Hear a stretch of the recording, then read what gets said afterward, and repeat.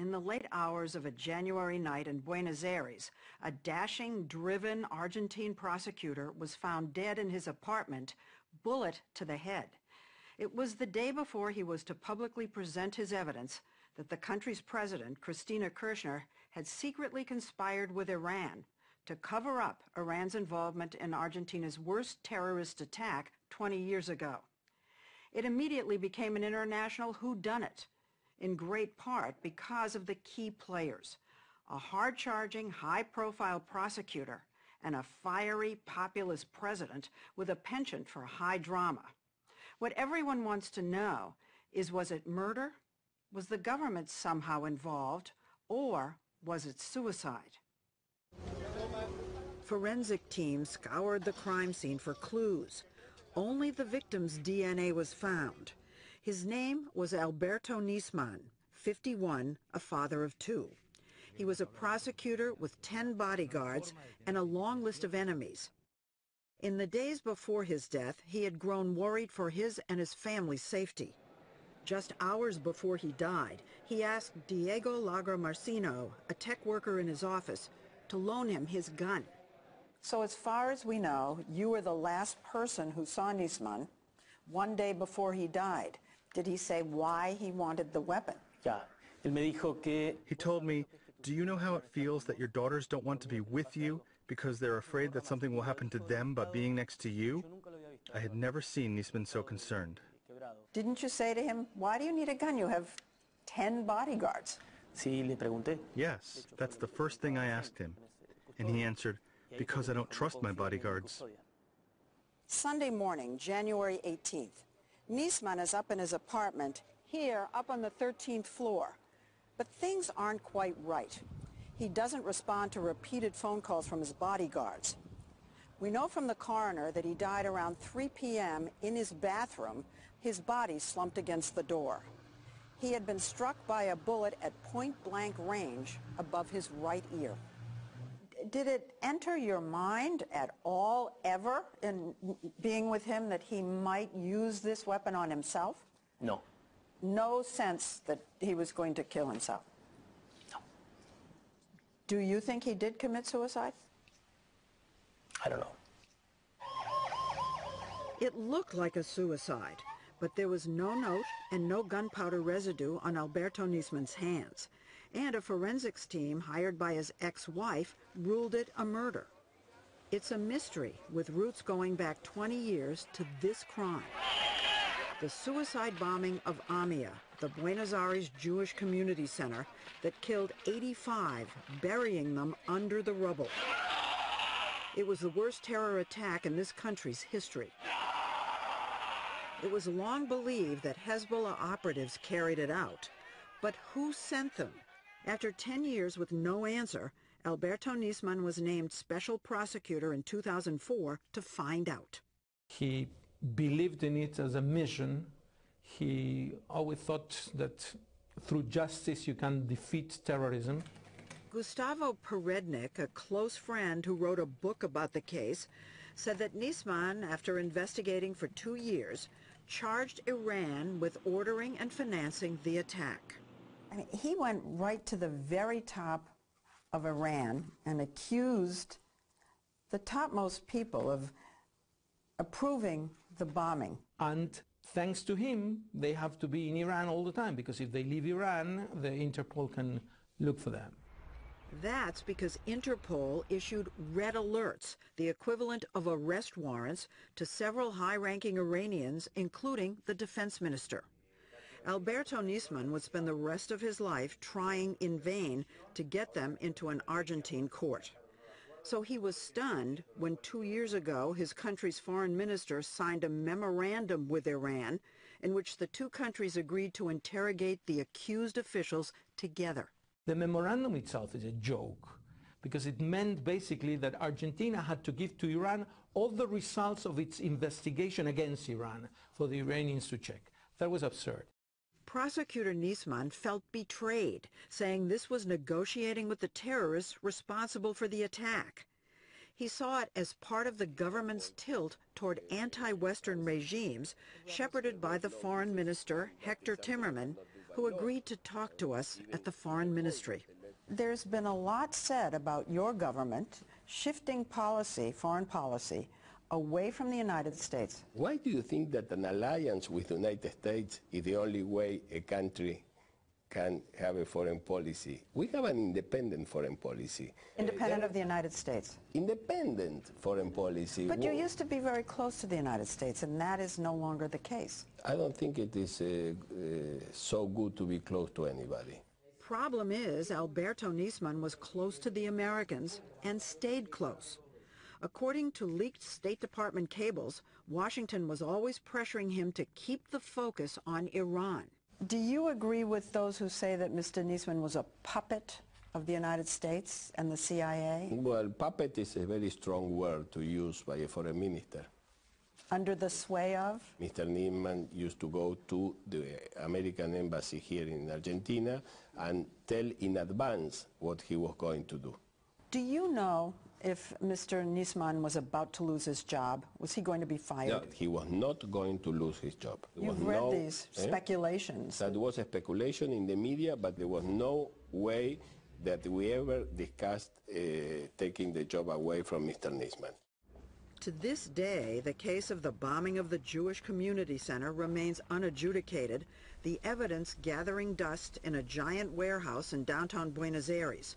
Over 500,000 yellowing documents, folders, audio cassettes. And now Argentina has a new mystery because 2 months ago, Prosecutor Nisman went on television with an explosive accusation. La presidenta Cristina Fernández de Kirchner. That President Cristina Fernández de Kirchner and her foreign minister had negotiated a secret deal with Iran to improve trade in exchange for dropping those red alerts.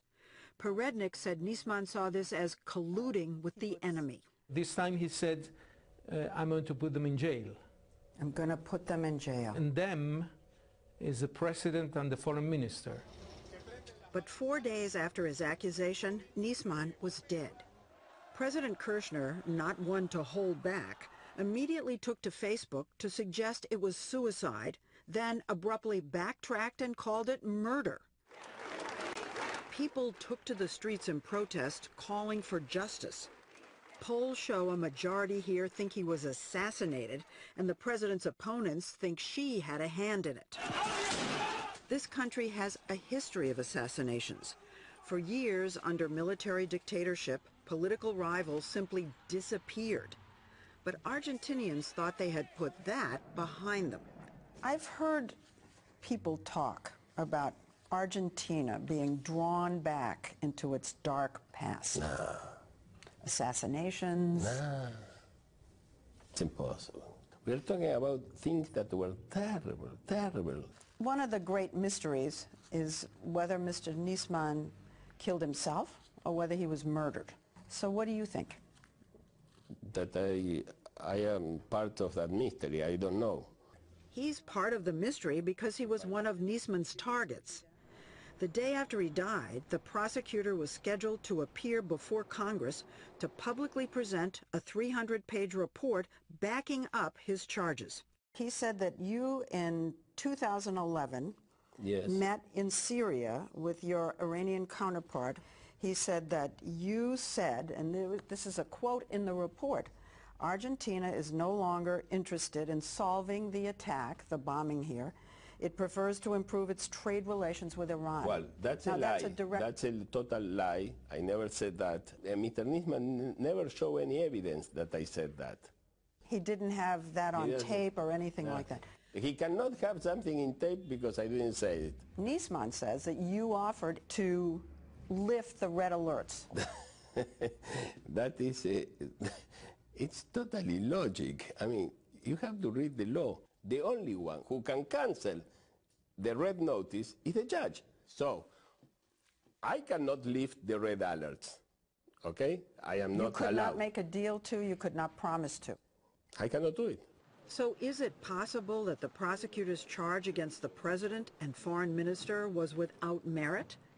In an evidence room stacked 2 stories high with investigation documents, We met the Argentine judge who issued those original red alert arrest warrants. You were the judge who made the request of Interpol to arrest these people, those red alerts. Yes.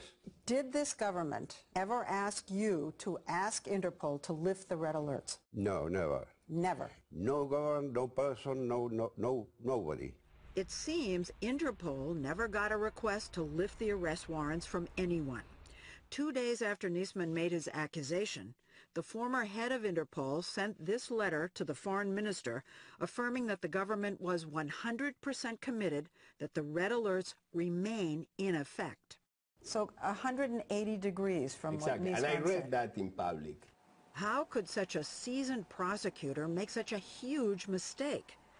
President Kirchner speculated that her enemies fed Nisman the erroneous information, then killed him, hoping she would get blamed.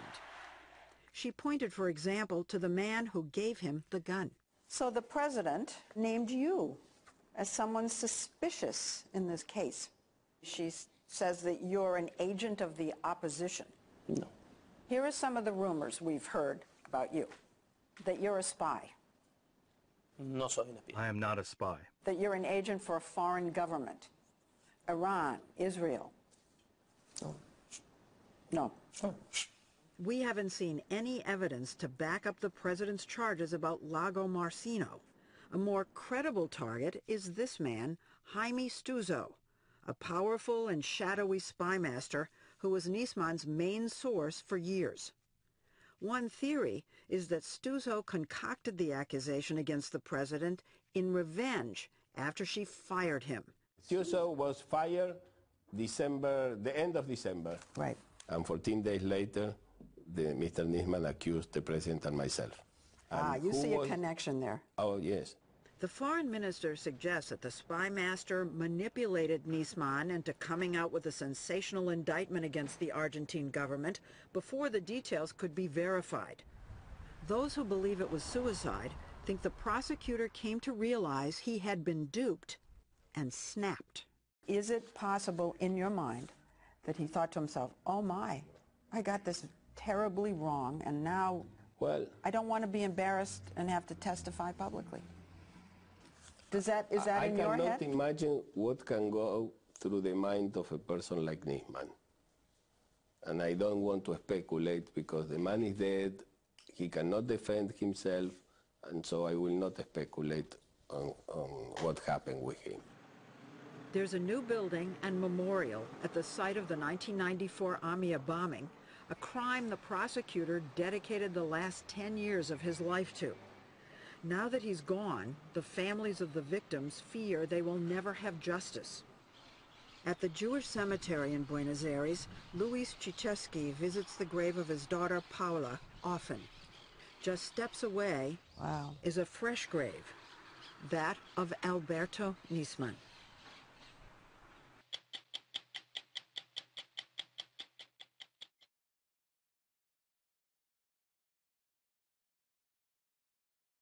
Hello.